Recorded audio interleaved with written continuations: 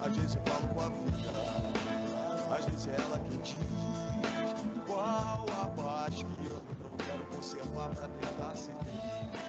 Às vezes eu falo com a vida, às vezes é ela quem diz qual a paz.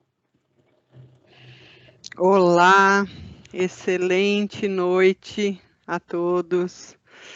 Em nome do AC Camargo, em nome da Rede Voluntária, em nome do Grupo de Apoio Amor à Vida, quero dar boas-vindas para a Graça, né? A Graça é a nossa profissional supervisora de educação continuada aqui no AC Camargo, já há algum tempo, né, Graça? Já tem uma história. E agradecer, né, imensamente o segundo convite, né, que a doutora Carolina aceitou. Na última vez que nós falamos desse tema, doutora, foi incrível, assim, a gente recebeu muitos comentários, inclusive nas mídias, pessoas que assistiram à palestra depois comentaram como foi importante. Então, eu vou confessar já logo que nós tivemos que repetir o tema rapidamente, Que porque legal. realmente foi muito positivo, né? E aí depois acho que a Graça vai se apresentar com mais detalhes, mas você vai entender, na verdade, nós somos sua fã, né? Nós temos um grupo aqui que discute questões de sexualidade, feminilidade, e seu nome é citado com frequência, seus trabalhos, então foi muito importante quando a Graça nos trouxe o seu nome, né? Então eu queria agradecer em nome do grupo que trabalha nisso e em nome de todos que vão se beneficiar com esse conteúdo, né? Porque realmente nós acreditamos muito nesse trabalho. Walter, ainda está sem som. Eu iria pedir uma gentileza antes, eu vou fazer o papel da pessoa chata, né? Eu iria pedir, por favor, para vocês, durante a apresentação, vocês deixarem a câmera e o som desligados para não interferir, né? E a gente também não perder muito o tamanho da tela aqui que a doutora vai projetar. Então, e aí depois nas discussões, aí a gente pode voltar a abrir, tá? Não escuto nada.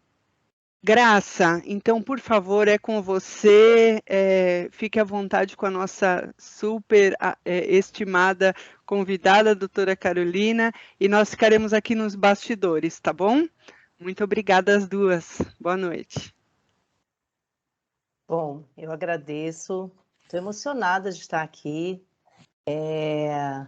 obrigada pela presença, né? Que seja virtual, a gente já se acostumou com esse virtual, né? Nós sentíamos muita falta no início de estarmos presencialmente, mas agora já nos habituamos.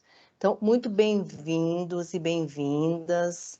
Doutora, sem palavras, maravilha ter você aqui conosco, muito, muito bom, né? Como a Silvia disse na última conversa, não vou chamar de palestra, né? Acho que eu até vi aqui que nas suas palestras o momento que você mais gosta é aquele que o público participa, quando todos podem conversar, né? Então, foi muito, muito gostoso falar sobre o tema, a forma com que você aborda, com que você traz, e eu posso te garantir que você me ajudou muito, porque eu estou fazendo o meu estudo com mulheres sobreviventes de câncer de mama, e depois da sua palestra, a minha abordagem foi totalmente diferente, né? Então, é uma honra tê-la aqui conosco, né? Eu vou contar um pouquinho da doutora Caroline, e aí o espaço aqui é todo dela, ela é a dona aqui dessa uma hora, né, que estará aqui conosco. A doutora ela é formada pela Faculdade de Medicina de Jundiaí, ela fez residência médica em ginecologia e obstetrícia na Escola Paulista de Medicina, na Universidade Federal de São Paulo. Desde a faculdade, ela se interessa pelos estudos da sexualidade humana e ela resolveu estudar o tema mais a fundo. E com isso ela fez uma pós-graduação sobre essa especialidade na USP. Isso foi em 2004. Aí, em 2005, nascia o Projeto Afrodite. Aliás, eu acessei o blog e também aproveitei muito o conteúdo de lá. Esse projeto e o Centro de Sexualidade Feminina do Departamento de Ginecologia da Unifesp, né, que ela ajudou a fundar, Em 2012, ela foi convidada pela revista Crescer para escrever uma coluna bimestral sobre maternidade.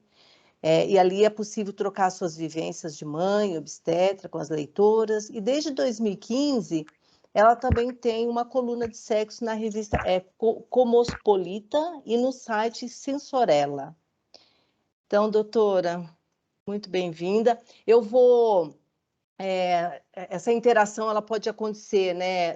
Você vai dizer aí qual o melhor momento, mas ela pode acontecer pelo chat, ela pode acontecer com o microfone aberto, porque acho que a diferença dessa 1 hora aqui é essa interação, e é o que você tanto gosta. Então, com você. Isso, obrigada, pessoal. Muito obrigada pelo convite. É sempre muito bom falar sobre esse tema, né? Eu acho que sempre que a gente tem a oportunidade de falar sobre sexualidade, que é, assim, um tabu muito grande, a gente tem que aproveitar para desmistificar muitas coisas e principalmente porque todo mundo merece ter uma vida sexual feliz, né? O sexo faz parte da nossa vida.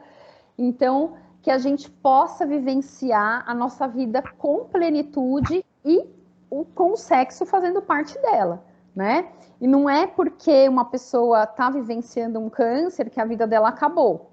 E eu acho que vivenciar a sexualidade é uma forma de se sentir viva. Então, eu gosto muito de fazer de fazer esse balanço, né? Da pessoa que está vivenciando uma doença que pode ser fatal, não necessariamente será, mas que ela vivencia esse medo, né, com a energia de vida que a sexualidade traz. Então, eu vou começar a compartilhar aqui com vocês. Deixa eu ver se eu sempre dá erro no começo, mas depois a gente acerta, tá? Se precisar, nós vamos ajudando aqui, doutora. Tá bom. É que a gente usa tantas plataformas. Exato, esse aqui, o Teams, é abrir plataforma de compartilhamento, não é? Peraí. Já. Aí, será que já deu? Já entrou para vocês? Você já está com a apresentação? Porque ainda não. Não? Não.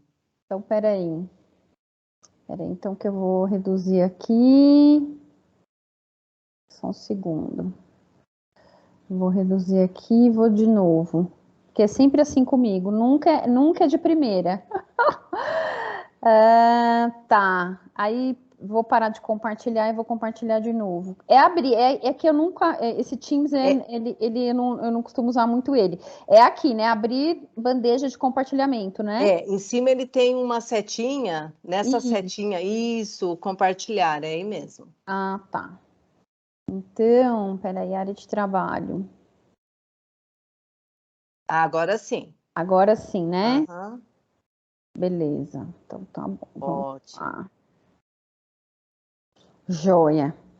Então, nessa aula eu vou me ater mais ao câncer de mama, tá? Mas, assim, se tiver alguém aqui que queira falar sobre outros tipos de cânceres ginecológicos, querendo ou não, a gente vai falar de órgãos que representam muito a mulher, que são geralmente retirados do nosso corpo. Então, se alguém quiser comentar alguma coisa sobre câncer de útero, câncer de ovário, a gente pode falar também, tá? E eu gosto que vocês participem bastante. Eu acho que quanto mais a gente puder falar e isso virar um debate, mais gostoso fica, da forma como vocês quiserem. Se quiserem, né, quiserem me interromper, podem me interromper, sou bem tranquila, tá? Então, apesar, né, dos avanços da medicina, o diagnóstico de câncer é encarado como uma sentença de morte. Então, quando você abre ali o seu exame e vê que você está com câncer, eu acho que deve passar um filme na cabeça, né? Que, meu Deus, será que eu vou morrer? Será que eu vou sofrer? Né? Será que eu vou viver para ver determinadas coisas? Então, eu acho que é algo que abala as estruturas. Não tem como, né? Porque a gente sempre sabe de uma história, de outra, de uma irmã, uma vizinha, alguém que vivenciou um câncer e sofreu e morreu. Então, todos aqueles medos e fantasias vêm na nossa cabeça. E durante muito tempo, o câncer foi visto como algo vergonhoso, principalmente o câncer ginecológico. No início da história, o câncer ginecológico era associado a doença sexualmente transmissível, tá? Inclusive o câncer de mama. Então, ele era algo que trazia vergonha, né? E por ser, né, tanto o câncer de mama como o câncer ginecológico no geral ser relacionado a partes genitais, a partes da sexualidade, ele ainda carrega um estigma grande. Então, ele sempre foi visto na história como algo vergonhoso, muitas vezes que era contagioso. Então, essas pessoas, elas eram realmente... eles viviam preconceito e sem cura, era uma sentença de morte, né? Então, são as imagens. Quando você pensa num câncer, o que você... Nossa, o fim da vida, o sofrimento, cama de hospital, ficar careca, quimioterapia, cirurgia... Não tem como essas coisas não passarem pela nossa cabeça, por mais positivo que a gente seja. E tudo bem, é normal a gente pensar nisso, né? No dia a dia, a gente não costuma pensar sobre a nossa finitude. Mas quando você pega um resultado desses, querendo ou não, a sua finitude vem meio como um tapa na cara, né? Então, todos esses sentimentos, eles vêm à tona. E durante muito tempo na história também, o câncer era considerado um castigo, através do qual o doente poderia pagar por seus pecados, caso conseguisse suportar com resignação o sofrimento da doença. Eu percebo que muita gente ainda associa o câncer a um castigo. O que eu fiz para merecer isso? Por que Deus está me mandando um castigo tão grande? Por que comigo? Por que comigo? O que eu fiz de ruim para as pessoas para merecer uma coisa dessas? Né? Então, a gente associa uma carga negativa muito grande. E já nas décadas de 30 e 40, com a vida mais moderna, industrialização, o câncer passou a ser associado a alguns alimentos, produtos químicos, fumo, estilo de vida, que também traz uma certa culpa, né? Ai, será que eu não comi saudável? Será que eu não tive uma vida saudável, por isso que eu estou tendo esse câncer agora, né? Hoje, eu percebo que ele ainda vem com uma carga assim, foi o estresse emocional que aquela pessoa viveu e aí ela teve um câncer. Eu como médica, escuto ainda muito isso, né? Na década de 50, os métodos de diagnóstico e tratamento do câncer sofreram grandes avanços, graças a Deus. Ao mesmo tempo, conhecimentos psicanalíticos começaram a admitir a possibilidade de fatores psíquicos no câncer, no sentido de que a atitude da pessoa com relação àquilo que ela estava vivenciando podia ajudá-la, né, a passar por isso, podia ser uma atitude mais positiva, podia ajudar a pessoa no tratamento. Os fatores morais, no entanto, não desaparecem, mas eles modificam a sua ênfase, né? Quantos de vocês já não escutaram? A pessoa era muito amarga, por isso que ela teve um câncer, né? Eu já escutei isso algumas vezes. Então, tudo isso passa na cabeça da gente e tem estigma.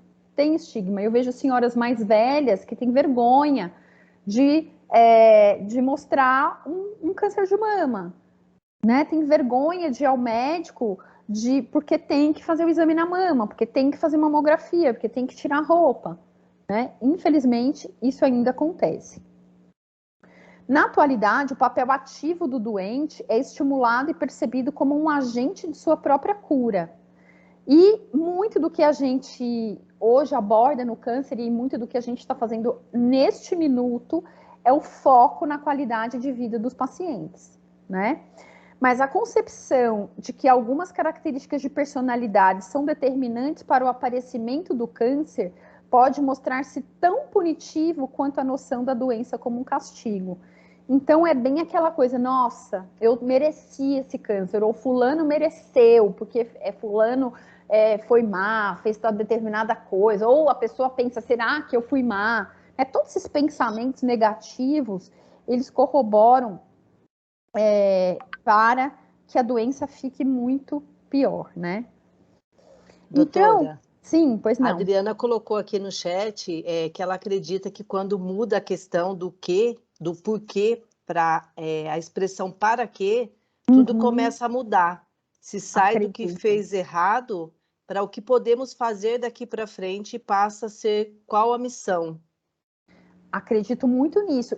Mas isso é justamente uma elaboração, né? É um amadurecimento sobre o problema, que eu acho muito importante que a pessoa faça mesmo.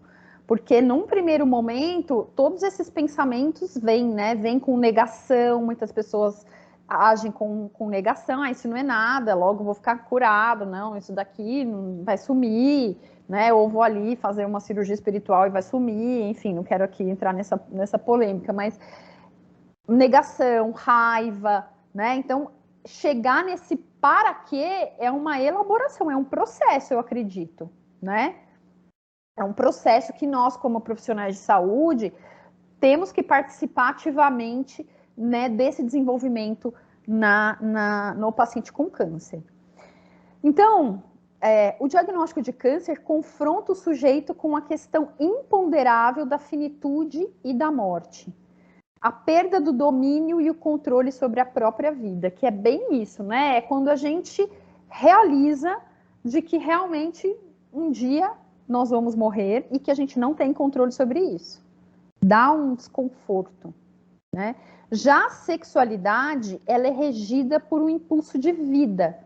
Não é à toa que a vida vem do sexo, né? Os bebês, enfim. Então, para a gente exercer bem a nossa sexualidade, a gente tem que estar de bem com a vida, entendeu? Não assim de bem com a vida, mas a gente está usando uma energia de vida. Enquanto que o paciente que está nesse primeiro momento vivenciando um câncer, ele está com uma energia de morte.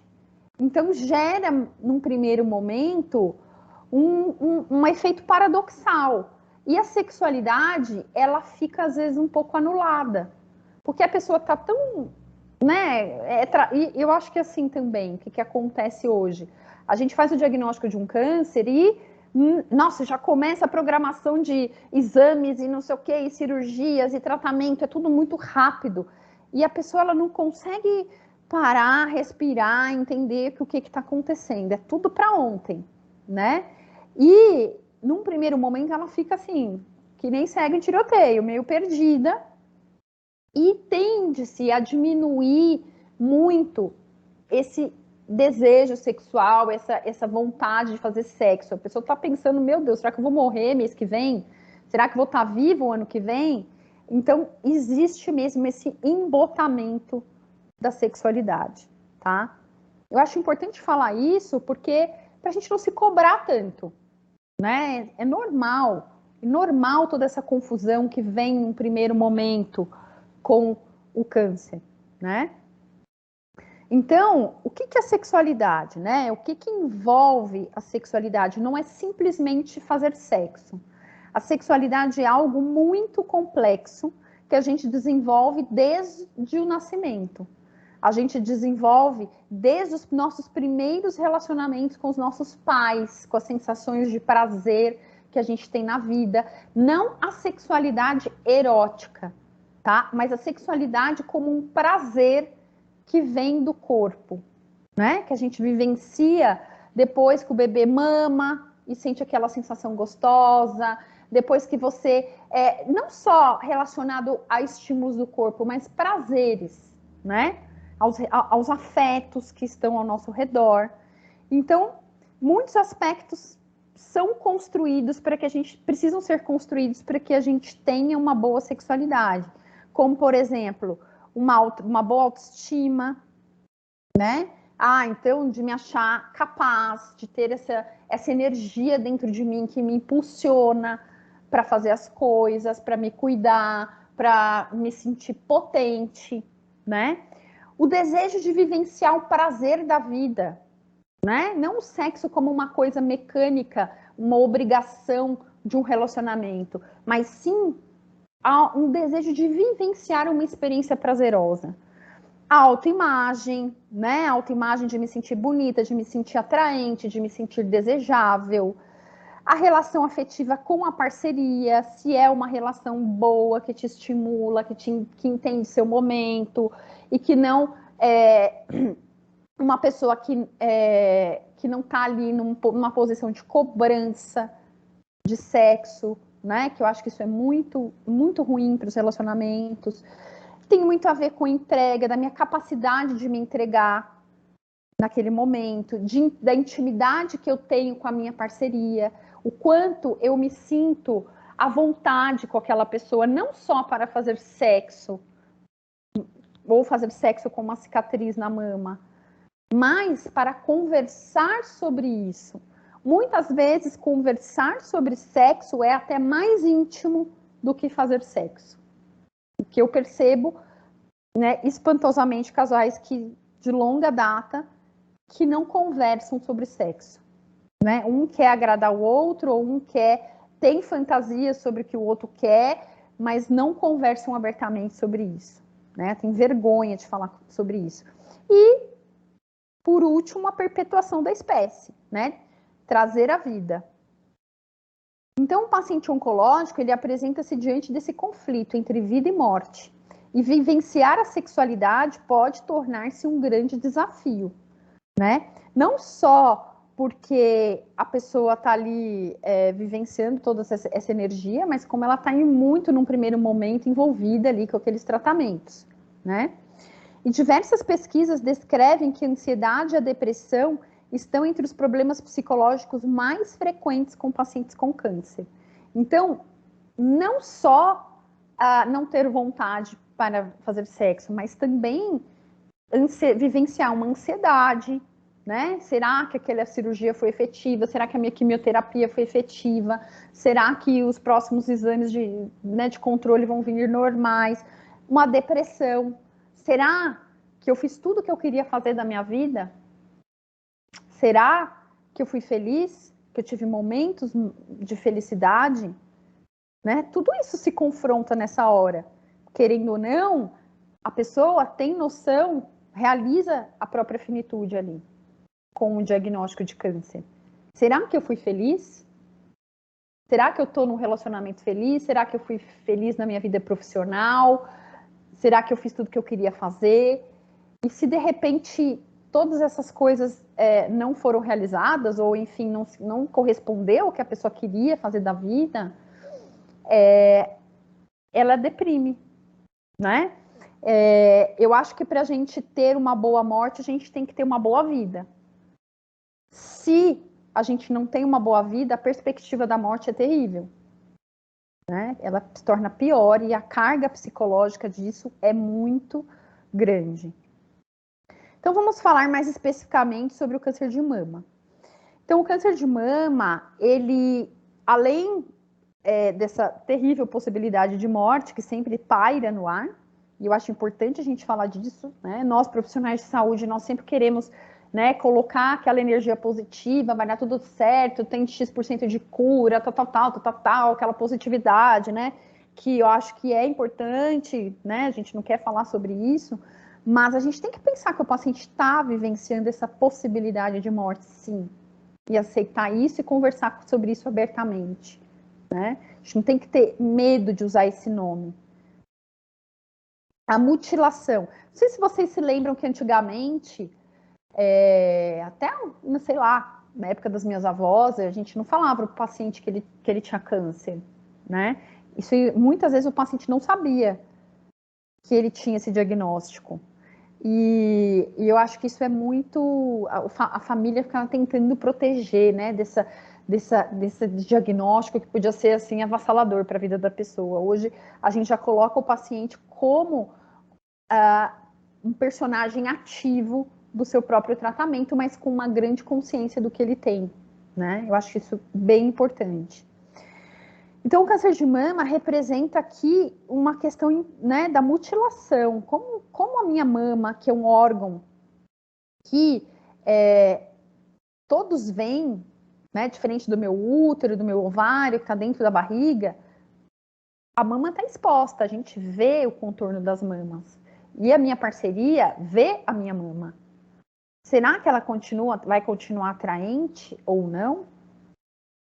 Né? Será que esse símbolo, que é tão importante para a mulher, será que vai representar um impacto grande na minha sexualidade? Muitas vezes a gente escolhe uma roupa pensando no decote, um sutiã que favorece, né? Eu acho que nós, como mulheres, temos esses pequenos rituais com o nosso próprio corpo, que existe uma perda, né?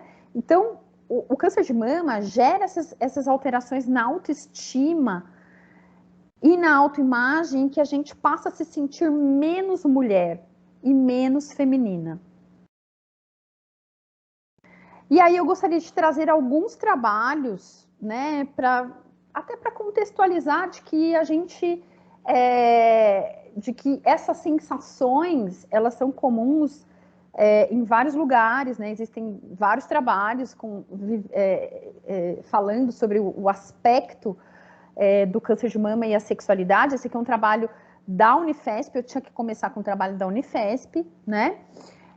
Sobre o câncer de mama e seus efeitos na sexualidade, uma revisão, né, em que fala, olha só, prejuízos na função sexual podem ser um dos aspectos mais problemáticos da vida após o câncer de mama, com um impacto persistente por anos após o tratamento e associado a sérios efeitos adversos físicos e emocionais. Redução na frequência de relações, incapacidade de atingir o orgasmo, menor satisfação sexual, né?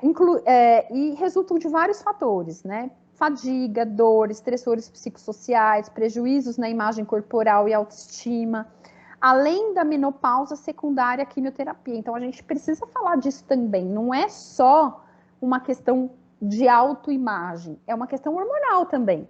A mulher que tem câncer de mama, muitas vezes ela entra na menopausa por conta do tratamento de quimioterapia, ou as mulheres mais jovens, elas são induzidas a uma menopausa por uma oforectomia, faz parte do tratamento diminuir o estrogênio dessa mulher. E esses efeitos hormonais, né, como ondas de calor, dificuldade para dormir, a própria depressão, que pode vir pela baixa hormonal. Então, não é só uma questão estética, é uma questão hormonal também, né? Muitas ganham peso com a quimioterapia, né? Preocupações recorrentes entre portadoras de câncer de mama são as sequelas emocionais e físicas, né? O sentimento de não ser sexualmente atraente ou da perda da feminilidade, além do impacto no parceiro e no relacionamento conjugal. Muitas vezes, o que eu percebo é assim, o parceiro homem, no caso, não procura porque ele não sabe como a mulher está se sentindo a respeito daquilo. E ela acha que ele não está procurando porque ela está menos atraente agora. Né? Então, um fica fantasiando sobre o que o outro está pensando. E aí eles se afastam. Né? E gera aquele desconforto. Outros trabalhos aqui também mostrando o impacto, né? Olha o que os trabalhos falam. Mulheres com relacionamento estável apresentam melhoras nas relações sociais e alterações psicológicas. Então, isso mostra a importância da parceria, né? Mulheres com relacionamento fixo tiveram scores melhores quando pensamos em qualidade de vida. Esta melhora depende de quanto o casal consegue discutir seus relacionamentos e como a mulher estará percebendo sua sexualidade nesta nova condição. Então, se o casal conversa sobre isso, se a parceria chega e fala, olha, continuo te amando, continuo te achando sexy, continuo te achando sensual, continuo te desejando, isso é maravilhoso, né? Porque você não transa com uma mama, você transa com uma pessoa que tem uma história, que tem um sentimento, né? O sexo não é só corpo. Sexo é toda uma interação que a gente tem com o outro, uma grande troca de afeto, principalmente, antes mesmo de prazer. É uma grande troca de afeto, né? Mulheres sem parceiros se sentem menos capazes de estabelecer novos vínculos afetivos. Então, se a pessoa não tem uma parceria ali de longa data, que está com ela sempre, que ela confia, imagina ela tem ainda, né, novos relacionamentos. O que essa nova pessoa vai achar das minhas mamas? Por mais que você reconstrua, né, que tem ali, mas vão ter cicatrizes, vão ter próteses, muitas perdem a auréola. O que essa nova parceria vai achar? Pacientes mais jovens têm menos ferramentas internas para enfrentar a situação, quando comparadas às mulheres mais maduras, que apresentam maior resiliência. Claro, né, mulheres mais novas, mais jovens, sofrem um impacto muito maior, porque muitas vezes elas ainda não são mães, muitas vezes elas não têm um relacionamento estável ainda, não se casaram. Será que eu vou conseguir ser mãe? Será que eu vou achar um parceiro que vai me entender, que vai me querer? As mulheres que já vivenciaram tudo isso, não que elas não sofram, né? Mas elas já têm uma história de vida, elas já construíram alguma coisa. E muitas delas têm uma parceria ali que tô contigo, não abro, né? Claro que o parceiro também pode ser impactado pelo câncer da parceria. Porque o câncer da parceria também significa a pessoa se confrontar com a sua própria finitude. Será que eu aguento isso? Será que eu vou aguentar ver o outro sofrer? Então, todas essas coisas passam, né? E alguns fogem, infelizmente, né? O que piora toda a situação. Isso também faz diferença na autoimagem, pois pacientes mais maduras acabam aceitando melhor a nova imagem corporal. As pacientes mais novas que faziam quadrantectomia apresentaram piores scores quando comparadas às pacientes mais velhas que sofreram mastectomia radical. Então, as pacientes mais jovens têm mais inseguranças, né, do que as pacientes mais velhas. Tem esse outro estudo que fala sobre a imagem corporal e sexualidade em mulheres sobreviventes de câncer de mama. Então, na imagem corporal, os temas emergentes eram sobre identidade, sobre feminilidade, maternidade, atratividade, impacto da cirurgia, perda de cabelo, né? Quando a paciente está vivenciando a quimioterapia, tem a questão do cabelo, gente. O cabelo é um grande instrumento de autoimagem feminina. A mulher gasta fortuna no cabelo, faz alisamento, faz não sei o quê, corta, pinta. Então, o cabelo é muito importante pra gente. E, de repente, você se vê, nossa, eu percebo que tem pacientes que têm mais medo da questão de perder o cabelo do que de perder a mama, né? Ô, doutora, a Leonela colocou aqui isso que você está falando. Olha, fiquei muito ansiosa quando tive a queda do meu cabelo. Foi muito difícil. Para mim foi um verdadeiro luto. Mas graças a Deus já passou e a terapia foi essencial nesse processo. Então, realmente, olha o quanto isso impacta, né? Impacta muito. O cabelo, gente, o cabelo é um instrumento muito grande de sedução, né, da mulher. Então, a gente gasta uma grana no cabeleireiro, né? E a gente gasta feliz, né? Porque a gente quer se sentir bonita. Então, quando existe realmente esse impacto da perda do cabelo, é algo que fere a nossa autoimagem. Então, vamos lá. Na sexualidade, as barreiras foram enfrentadas devido à dificuldade na divulgação e os temas eram sobre os ajustes feitos pelos cônjuges, o papel da idade e as dificuldades sexuais devido ao tratamento. Então, os resultados implicam a necessidade de abordar as questões da imagem corporal e da sexualidade, uma vez que isso afeta a qualidade de vida dos sobreviventes. E que bom que a gente está nesse grupo maravilhoso e que estamos podendo falar abertamente sobre sexualidade, que isso é relativamente recente, né?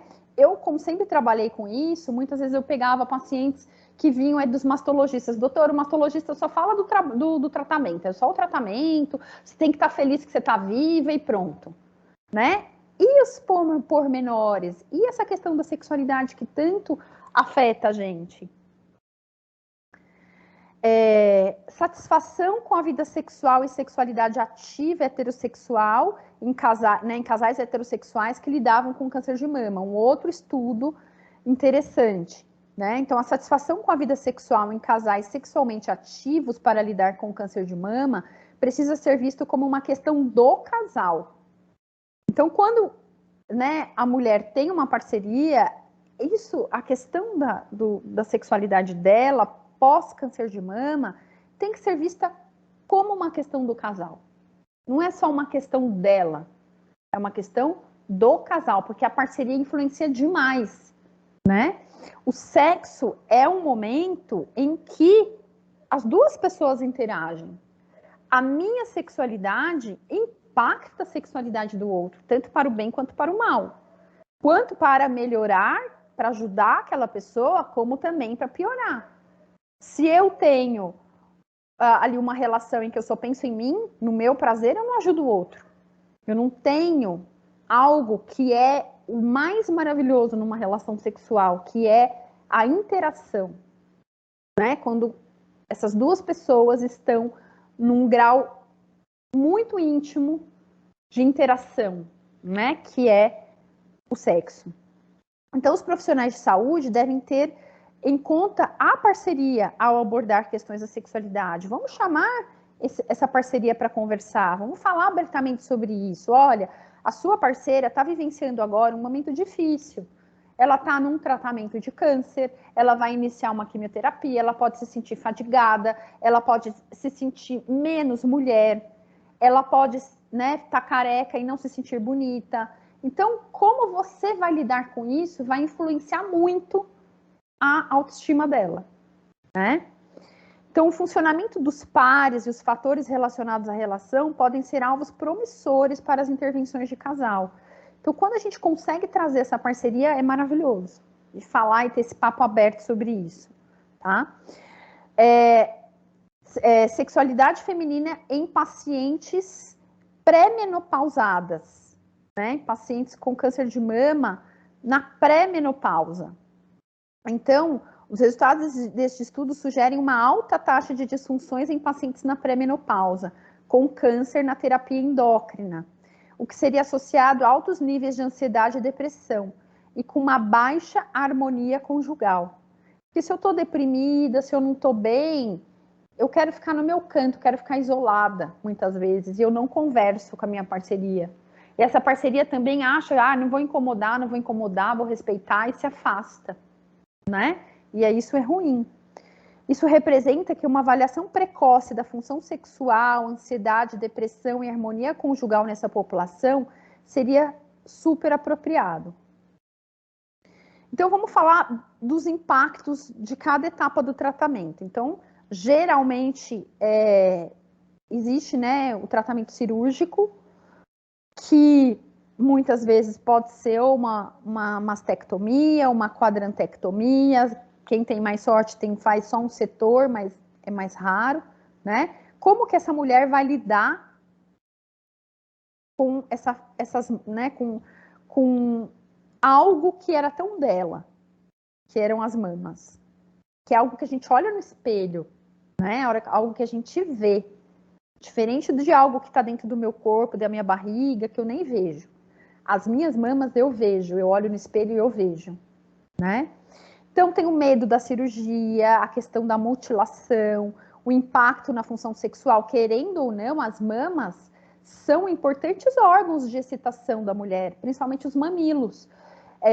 Não sei se vocês sabem, mas no cérebro, a região correspondente ao clitóris é muito semelhante à região correspondente aos mamilos. Então, o toque nos mamilos durante a relação sexual é algo muito excitante para a mulher, que ela perde isso, ela perde uma zona erógena do seu corpo, né? Muitas entram numa menopausa precoce, tem aí todos os sintomas da menopausa e não podem fazer terapia hormonal, né? E a própria recuperação, os exames que tem que ficar fazendo sempre, que tem que ficar indo no oncologista. Os aspectos psíquicos, né? Então, todas as cirurgias que envolvem a retirada de órgãos ou partes do corpo com grande investimento simbólico repercutem na autoestima e autoimagem da mulher. O ser humano é composto por crenças e valores depositados pela sociedade. Então, como a gente representa a mulher, muitas vezes, é aquele contorno, né? O contorno do corpo feminino. Mama e útero são fortemente investidos de simbolismo do corpo feminino.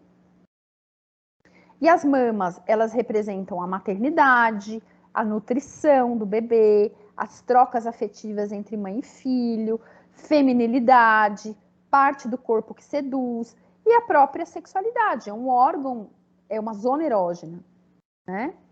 E a quimioterapia, eu acho que aí tem toda a questão da queda dos cabelos, da fadiga crônica que a pessoa que está fazendo quimioterapia sente, o mal-estar, enjoo, todos esses fatores que debilitam, né? E aí, neste trabalho aqui, esse trabalho ainda da Unifesp, o que eles mostram, né? A revisão de literatura mostra que as mulheres submetidas à quimioterapia para o tratamento do câncer de mama apresentam maior risco de disfunção sexual comparadas às que não receberam esse tratamento, com diminuição do desejo, atrofia vaginal, dificuldade em atingir orgasmos, fadiga e dor na relação. Né? Porque muitas entram na menopausa, ficam com aquela vagina mais seca, e isso é, né? Eu lido muito com mulheres que têm dor na relação. E sempre que a gente sente dor, é algo muito forte para o nosso cérebro. O cérebro quer evitar a dor de qualquer forma. Então, se eu sinto dor tendo relação, na próxima vez que eu vou ter um medo de sentir dor, que gera uma contração da minha musculatura, porque eu tenho medo. Toda vez que a gente sente medo, a gente fica duro, né? A gente age, o corpo responde a esse medo com uma tensão muscular. E aí a minha vagina fica mais tensa. Aí que eu tô com medo de doer, eu não lubrifico e eu não consigo me excitar, minha vagina fica mais seca ainda e aí que vira caos. Eu falo que vira bola de neve. O problema vai aumentando. Então, o corpo, né? O modo como o sujeito percebe o seu corpo seria a sua autoimagem corporal. A retirada de um órgão pode proporcionar a vivência de uma falta, exigindo um trabalho psíquico de ressignificação corporal. Então, a gente precisa ressignificar. O que a minha mama representou para mim? O que a minha mama foi para mim? O que ela me trouxe de felicidade para mim? Né? E agora, retirar estas mamas representam vida. É a possibilidade de eu viver. Eu acho que isso seria uma ressignificação positiva. Elas me fizeram muito felizes. E agora, retirando a mama ou retirando o câncer, eu tenho a possibilidade de continuar viva. Se a gente sente como uma falta, como algo que eu perdi, a conotação negativa ela fica muito, muito mais forte, né? Então, a sexualidade, né? Como fica nisso? A experiência de passar por um câncer e o tratamento em si acarreta diminuição de libido, tudo aquilo que a gente já falou, né? O relacionamento sexual do casal pode ficar comprometido pelo esse estresse emocional, dor, fadiga, alterações na imagem corporal e autoestima. Sente vergonha. Ué, tá me dando eco aqui. Vou checar se tem algum microfone ligado aqui, doutora. Tá me dando eco. Pode ir. Do que eu tô falando. Então, a mulher sente vergonha de se despir, de ser tocada pela parceria naquela região, né? Ai, não toca aí, como fica uma zona proibida, o que é muito ruim, né? E existe também o medo do afastamento da parceria, da indiferença, do abandono, que pode gerar um desequilíbrio pessoal. Será que ele não vai mais me achar sensual ou sexy e vai me abandonar? Passa por essas coisas na nossa cabeça. Passa tudo na cabeça de mulher, né? E isso passa também. Evidente, a importância do apoio da parceria de forma integral para a recuperação da mulher é muito importante. Se eu me sinto confortável, se aquela parceria está sempre me dizendo, porque eu acho que isso é tão importante, a gente precisa dizer. O poder da palavra é algo muito forte, né? Eu preciso dizer, eu continuo te desejando, eu continuo te querendo, você continua sexy para mim, não mudou nada, ou se mudou, a gente vai se adequar. Meu Deus, isso ajuda muito, né? Os cuidados com o paciente. Então, a gente precisa, como médicos, prevenir algo que atrapalha muito a vida sexual, que é a atrofia vaginal. Então, se a vagina fica sem hormônio, ela vai ficando atrófica, as paredes vão ficando finas, ela vai perdendo elasticidade. Tem ali uma questão de não ter, diminuir a lubrificação, é uma questão física, né? Então, é importante, assim, eu sei que a Sociedade Brasileira de Mastologia já aprovou o uso de estrogênio tópico, que, né, para manter a qualidade daquela vagina, é um estrogênio que age só no canal vaginal, que não passa para o corpo, ou a paciente que não quer usar nada, que é contra, ou que tem medo, né? Hidratantes vaginais, a gente tem essa opção, e radiofrequência e laser, que veio revolucionar, e com uma grande ferramenta para as mulheres que não podem usar hormônio, né? Porque eles melhoram muito a questão aí do colágeno vaginal, da lubrificação vaginal. Então, é algo bem interessante que nos últimos 5 anos a gente já tem como uma ferramenta. E os cuidados... Doutora, Oi, pois não. a Cirlei colocou aqui em relação à mulher que faz a bracterapia. E aí seriam as mesmas dicas, os mesmos cuidados que você está trazendo, que você abordou aqui anteriormente? Não, eu não falei especificamente. Sim, também, né? Mas o que é a questão da bracterapia é porque ela pode comprometer bastante o canal vaginal, né? E trazer um sexo mais doloroso, encurtar o canal vaginal, que perde um pouco a elasticidade. Então, é muito importante durante a bracterapia a paciente usar aqueles moldes, né? Os dilatadores vaginais, para que ela não tenha um comprometimento ali do tamanho da vagina, tá? E eu acho que, sabe, gente, para a mulher que, por exemplo, tem ali um comprometimento do seu genital, eu acho muito importante dizer claramente que sexo não é só penetração, pênis, vagina. Sexo é algo muito maior do que isso, tá? Porque eu trabalho muito com mulheres que não conseguem ter penetração, seja por questões psicológicas, seja por abuso, seja por cirurgias, bracterapias, enfim, tem uma gama aí de doenças que possibilitam isso. E a gente trabalha o corpo como um grande órgão sexual. Você pode dar muito prazer para o seu parceiro sem ter uma penetração. Porque sexo é mais do que isso, sexo é interação, é troca de afeto. O corpo todo da gente é um órgão sexual, né? Então eu acho que isso a gente ainda está caminhando de desvincular sexo apenas como penetração vaginal. É uma parte importante? Sim, é uma parte gostosa, mas a gente pode transar várias vezes sem ter penetração também, pode ser bom e pode ser gostoso, porque o outro, né? Eu tô dando prazer para o outro e tô recebendo prazer também, né? Então a gente trabalha bastante isso, mas usar esses moldes, fazer fisioterapia pélvica ajuda muito para essa mulher com essa vagina um pouco mais encurtada. Ou que fizeram cirurgias, né, do colo de útero, que encurta a vagina também. Desmistificar o sexo anal, porque não é errado, não é feio, não é vergonhoso, né? Como eu disse, todo o nosso corpo é um grande órgão sexual. Então, muito importante serviços de apoio psicológico, orientação sobre sexualidade, é papel do médico assistente, que bom que a gente está podendo falar disso aqui, e participação em grupos. Se eu estou num grupo de apoio em que existe uma outra mulher passando pelas mesmas questões que eu, isso ajuda muito. Ela entende, ela me entende. Ela está vivenciando os mesmos dramas que eu. Isso é bom, né? E vamos ali a favor da autoestima. A gente sabe que vários tatuadores hoje fazem projetos sociais para redesenhar o mamilo, tatuagens cobrindo marcas de mastectomia, ressignificando, né? Ai, que essa foto ficou ruim, né? Mas fica muito bom. aqui a tatuagem.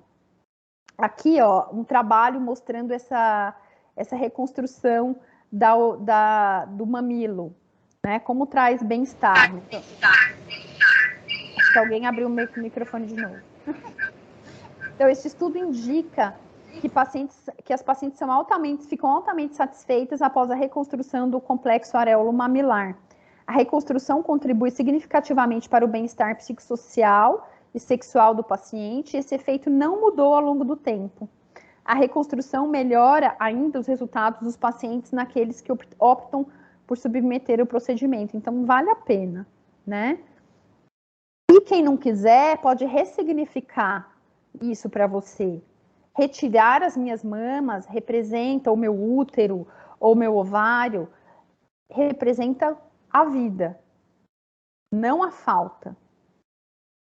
Então, é isso que a gente tem que pensar. E a energia sexual é uma energia de vida, que é muito importante para o tratamento, né? Então, leva tempo para a gente se adaptar a um corpo novo. Ok, converse sobre isso com a sua parceria, né? Converse que você precisa de um tempo, mas que você não deixou de amar, e o outro, né? Se ele tá ali, se é um parceiro que vale a pena, ele vai entender. O resgate do feminino, o resgate das atividades profissionais, familiares e sociais, o resgate da vida, da sua vida, né? Ser mulher significa muito mais do que ter mama ou útero, muito mais. Então, ser sobrevivente de um câncer é algo valioso, é uma nova chance para a vida. Sinta e ame este novo corpo. Evite pensamentos negativos porque ele está diferente. Então, vamos pensar na possibilidade, na nova chance que eu ganhei agora e não na falta que aquilo vai me fazer. O seu corpo não deve ser motivo de vergonha. Ele continua potente e bonito. Ressignificar a sua sexualidade é se permitir ser inundada por uma energia de vida. Não desista de viver. Então, nós todos aqui somos a favor da autoestima. Olha que linda que ficou essa tatuagem, né? Olha como essa mulher ressignificou essas mamas. E é isso que eu tinha para falar. Aqui estão as minhas redes sociais. Eu sempre posto conteúdos de sexualidade. E tô aqui aberta. Deixa eu minimizar aqui, voltar para a gente interromper o compartilhamento. Isso. Doutora, tem várias postagens aqui no chat, tem depoimentos, tem um depoimento aqui da Adriana, que legal, que ela traz a questão de relacionamentos, né? E ela traz ainda a questão de mostrar as mamas, né? A relação dela com o parceiro, o fato de mostrar as mamas, o que você acabou de abordar. E tem uma pergunta que é sobre, da Leonela também, que é sobre, ela traz aí que se tem pesquisa ou artigo sobre a incidência de mulheres jovens com câncer de mama, porque ela tem percebido no consultório um aumento de mulheres nessa faixa entre 30, 40 e 45 anos. Sim, a gente...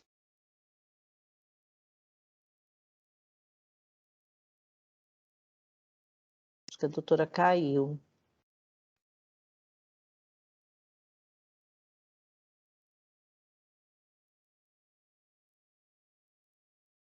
Tá voltando.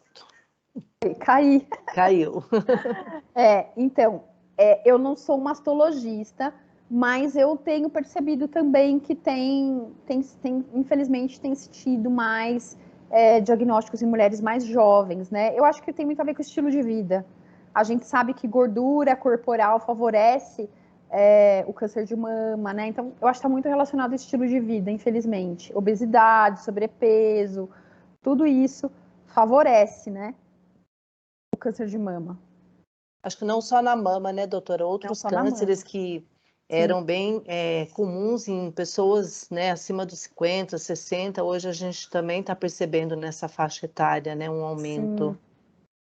Sim. Infelizmente. Quem mais quer falar alguma coisa? Quer dar um depoimento? A Adriana, se quiser abrir o microfone, a Leonela, que participaram bastante aqui no chat, ou mesmo quem não fez nenhuma postagem aqui no chat. Vamos aproveitar a doutora Caroline aqui. A gente tem 5 minutos, né, doutora? Sim. Legal. Acho que enquanto o pessoal vai, eles vão aí se encorajando, né? Você trouxe a questão... Levantada, Graça. Tem uma mão levantada? É a doutora Fabiana, não sei se é como disse. Doutora? Pode falar, Fabiana.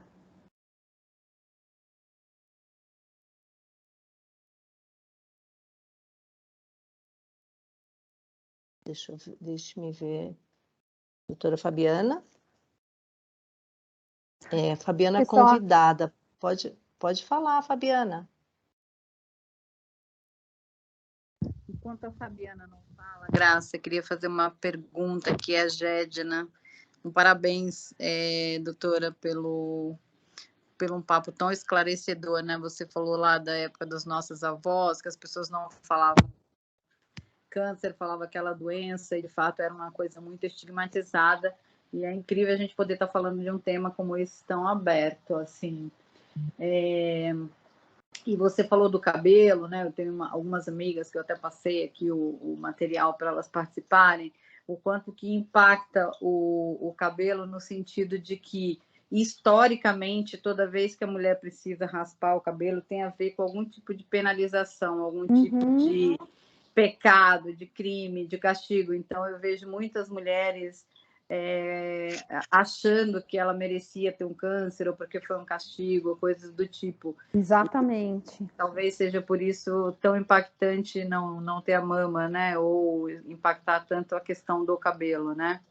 E uma outra coisa que eu queria te perguntar, que eu vejo muito trabalho orientando as mulheres, essas discussões, e o quanto que isso poderia também incluir mais os homens. Eu estava olhando aqui no grupo, temos poucos homens, o quanto que muitas vezes também eles fogem por medo, por desconhecimento, não conseguir falar do tema.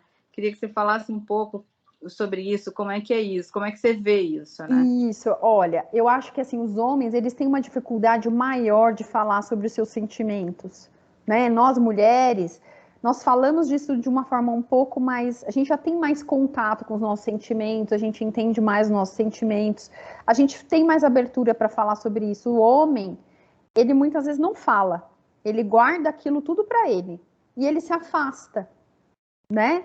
Então, quando a gente conversa, né, e a paciente leva a parceria junto, e você tá o casal ali na sua frente, você tem a oportunidade de falar, nossa, é tão importante, né, a gente envolver essa parceria não só no tratamento da paciente, mas na sexualidade. Os dois transam, e aí, tá todo mundo pensando, e a vida sexual? Vai acabar agora? Né? Não tem que acabar.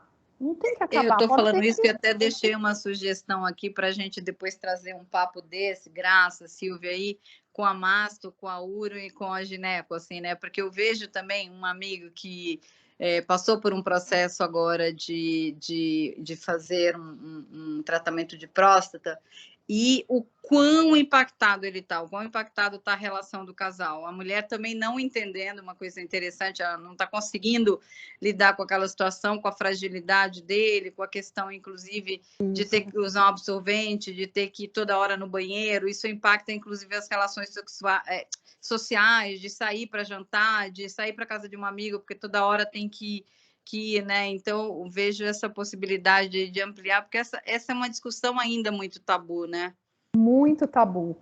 Eu acho que da mesma forma que a gente está falando de câncer de mama, da importância de envolver a parceria, é o contrário, né? Do câncer de próstata também. Mas eu vejo que as esposas, elas, não sei, eu acho que elas são mais companheiras, elas estão mais ali do lado, elas entendem mais, né? E eu não sei, é uma percepção que eu tenho, né? Mas tem esse impacto igual.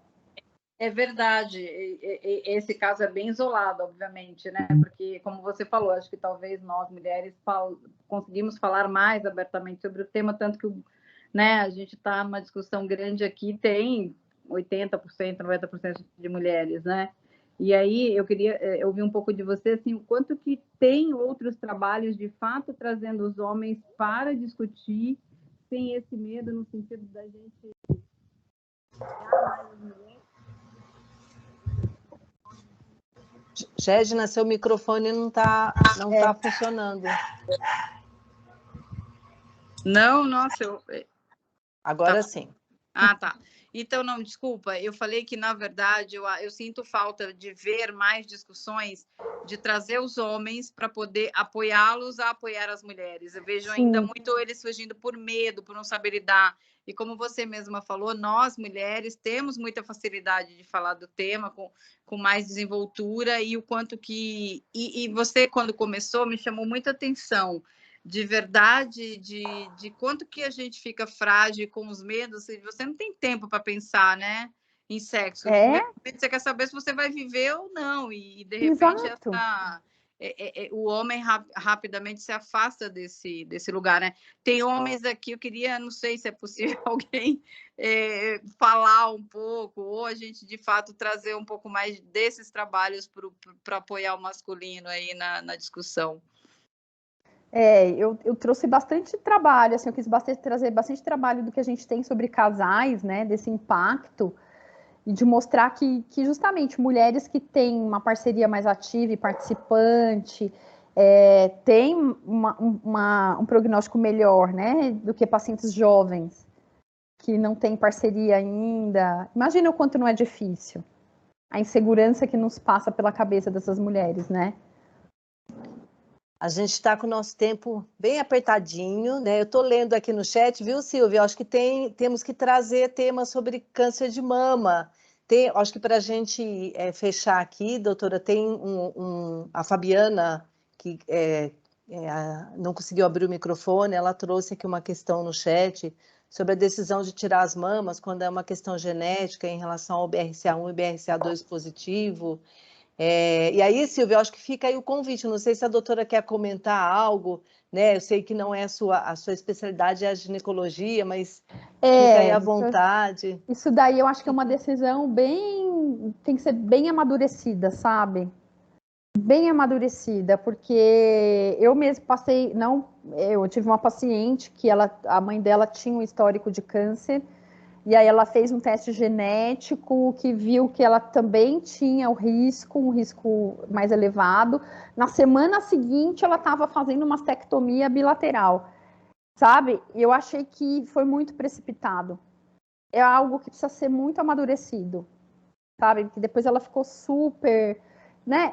Essa autoimagem, esse corpo não foi dominada pelo medo, sabe? Então, a gente precisa amadurecer, não é que você vai ter câncer amanhã, vamos pensar direitinho, escuta mais de um especialista, escuta prós e contras, porque é uma decisão radical, é uma decisão difícil, né? Não é só essa alternativa também, existem outras alternativas, né? A Rita levantou a mão, a Leonela também levantou a mão, a Sandra também fez uma pergunta aqui que eu acho que reforça mais ainda, Silvia, a gente trazer o tema câncer de mama. Ela está colocando, além do sobrepeso, o que mais, né, pode fazer surgir o câncer. Então, eu acho que vale... Oi, Silvia. Deixa eu te interromper. Eu peço, por favor, então, que as pessoas assinem a lista de presença que tem o e-mail, porque a gente pode montar um grupo recorrente para falar disso e a gente vai informando com antecedência. Acho que seria bem legal, né? Muito. Então, preencham a lista para a gente continuar conversando. Acho que vai ser bom. Perfeito, Silvia, bacana. Rita, Leonela, vamos estender aí um tempinho e a gente já fecha, que eu acho que a doutora também, né, a gente combinou com ela até às 19h, com vocês também, né? Então aí, se vocês tiverem alguma questão e se tiverem vivenciando algum problema realmente na sexualidade, procurem ajuda, porque existe muita ajuda, sabe? A gente não precisa ficar aí intocado, triste, deprimido, existe ajuda, sabe?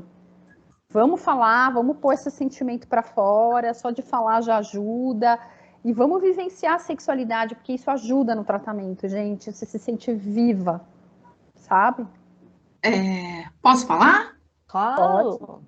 Gostaria primeiro de agradecer, né? De agradecer a doutora, agradecer pelo convite. Que material rico, que apresentação rica, né? Eu fico pensando que se eu tivesse tido essas informações lá no começo do meu tratamento, que agora já tem 3 anos, eu acho que eu teria evitado tantas dores, tantos lutos, tantas lágrimas, que eu tive que chorar, eu tive que me debater e procurar, por isso que eu fui taxativa quanto aos artigos científicos, eu tive que ler muito artigo para entender muita coisa, porque mesmo o mastro e o onco não me davam informações mais precisas, sobretudo nas questões de efeitos colaterais, né? Então, por isso que eu questionei sobre essa incidência das mulheres mais jovens, porque eu tenho percebido muito isso, e certa vez eu estava num congresso com outros médicos, oncos e tal, e eu questionei, falei, não está tendo pesquisas, artigos sobre a incidência de mulheres jovens com câncer de mama? Não, são números muito incipientes para fazer esse tipo de pesquisa. Eu falei, puxa, mas é só você ir nos consultórios, está lotado de mulheres jovens. Eu tenho 37 anos, sabe? Eu acho que merece esse debruçamento da ciência sobre essas mulheres. Por que está tendo tanta incidência? Claro que é uma série de fatores, sim, mas precisa ser estudado, precisa ser divulgado, até para prevenir outras mulheres na mesma faixa etária que a minha que não venham a ter essa doença, ou não venham a desenvolver-se, né? E eu acho que a doutora tocou nesse ponto, eu acho até que podia ser, talvez, uma dica de uma palestra sobre isso, sabe? Porque eu acho que falta ainda falar sobre, né? Eu acho que ainda não é tantas pessoas que reconhecem que há esse aumento de número de câncer de mama em mulheres mais jovens. Eu acho que é muito murmurinho, mas ainda não vejo muitos médicos falarem sobre isso abertamente. Eu não sei se... Por isso que eu questionei se tem esse respaldo e essa preocupação dos artigos científicos quanto a isso, sabe? A estudar essas mulheres, a essas pesquisas mais investigativas mesmo. E agradecer pelo espaço, foi maravilhoso, assim. Legal. Bacana. Muito bom. A Rita está com a mão levantada e a Alma também. Acho que podemos, as duas participando, a gente fecha, doutora. Vamos lá. A minha boa noite, né, a todas e todos. Boa noite, Rita. Todos, se tiver alguém aí. Mas agradecer, né, pela oportunidade de entrar em contato com tanta informação que nos agregaram, né, pela iniciativa do AC Camargo, da doutora Carolina e todos os envolvidos. A minha questão é um pouco mais peculiar, por isso que uma das razões que eu perguntei sobre grupo de apoio, porque eu gostaria de saber, por exemplo, se tem algum tipo de literatura que possa ser indicado, algum tipo de película, porque a minha situação ela é um pouco, sei lá, eu acho que pelos depoimentos, por tudo que foi falado, eu me sinto meio que privilegiada, porque eu não tive nenhum impacto físico aparente, né? Mas o impacto emocional, eita, peraí, não consigo nem falar, vamos lá. Foi muito doloroso, e eu só notei isso durante a palestra, na medida que eu fui ouvindo a leitura e os depoimentos, porque até então eu pensava que era alguma coisa, sei lá, da minha cabeça. Se é normal, por exemplo, se vocês falaram de um contexto de pessoas que já têm um parceiro ou uma parceira, né? No meu caso é diferente, porque eu sou separada e a separação não se deu por causa dos tumores pelos quais eu passei. Mas eu percebi que, por exemplo, desde que eu descobri, e que foi muito bem tratado, né, graças a toda a equipe do AC Camargo, um tumor no útero, e foi por HPV. E aí eu acho que isso me causou um impacto tão grande que desde lá eu nunca mais consegui me relacionar sexualmente. Uhum. E fazem muitos anos, né? E isso é muito preocupante. Até então eu achei, eu não encontrei a pessoa ideal com quem eu confiasse. Mas, olhando os fragmentos da leitura que a doutora Carolina trouxe, eu estou percebendo que talvez seja patológico, né? É uma questão emocional muito séria, em que eu talvez não, sei lá, eu tenha sofrido grandes impactos a respeito disso. Então, eu gostaria de saber se existe alguma literatura que aborde isso, né? Sobre pessoas que não sofreram tantos impactos estéticos, né? Com a doença ou com o tratamento, mas que os impactos emocionais psicológicos foram muito sérios, né? Pelo que eu estou percebendo. Sim, É nesse sentido. sim, Rita, porque na verdade qualquer câncer ele nos confronta com a nossa própria morte. E o câncer de colo de útero, que é causado por um vírus, você fica assim, puxa vida, eu peguei uma DST, né, uma IST, que eu acho que traz muito desse estigma também, que te faz, eu acho que você ficou traumatizada, né? Você ficou traumatizada e é perfeitamente compreensível. Mas eu acho legal você estar se dando conta disso e de procurar ajuda, né? Para entender que você pode voltar a ter uma vida amorosa, satisfatória e que não necessariamente você vai pegar outro HPV, porque eu acho que essas coisas todas passam pela cabeça. Será que eu vou pegar outro? Será que eu vou ter câncer de novo? Será que... Então, o câncer de colo de útero também é muito estigmatizante, porque ele vem de um vírus que é transmitido por via sexual. Então, impacta bastante. Impacta bastante. Como que eu vou voltar a fazer sexo? Não é seguro, né? Eu quase morri. Então, qualquer câncer, ele gera esses sentimentos, ele gera esse trauma. Nossa, quase morri. Mesmo os que não são aparentes, como no caso o câncer de mama. Né? Cirurgias, tratamentos, retiradas de órgãos, tudo isso é um grande estresse, né? Gera traumas. Gente, a gente ficaria aqui, ó, horas e horas e horas. Então, gente, acho que a última participação, a Alma está com a mão levantada já há algum tempo, né, Alma? Se fosse fisicamente, a Alma estaria já com dor lá no braço. Alma, fica à vontade aí. Abre o seu microfone. Já está fechado o seu microfone. Pode ser que ela esteja com problema no microfone. E aí, se a gente não conseguir, como a Silvia falou, pode digitar. E também fica o contato de vocês na lista. E a gente vai aí fazendo a leitura das dúvidas, do que vocês estão trazendo, e a gente vai também organizando novos encontros e também procurando responder aí o que vocês não conseguiram colocar aqui. Acho que a Alma ela não vai conseguir mesmo abrir o microfone. Como a gente está bem adiantado da hora, mas pode colocar no chat, viu, Alma? E se for algo que envolva aí a doutora, a gente manda para a doutora, ela responde, e a gente retorna para você, né? Doutora, olha, muito, muito obrigada. Obrigada a todos que estiveram aqui conosco até esse horário, né? Eu acho que esse é um tema que não vai esgotar nunca. Nunca. Nunca, não vai esgotar. Acho que fica aí, a própria Leona, ela colocou, né, que a qualidade de vida é primordial para todos e a sexualidade é parte da qualidade de vida. Uhum. Né? Então, vocês tenham aí uma excelente noite. Doutora, com certeza, já é nossa parceira aqui. Silvia? Vocês podem me convidar que eu vou. Espero um dia que a gente possa se conhecer pessoalmente, né?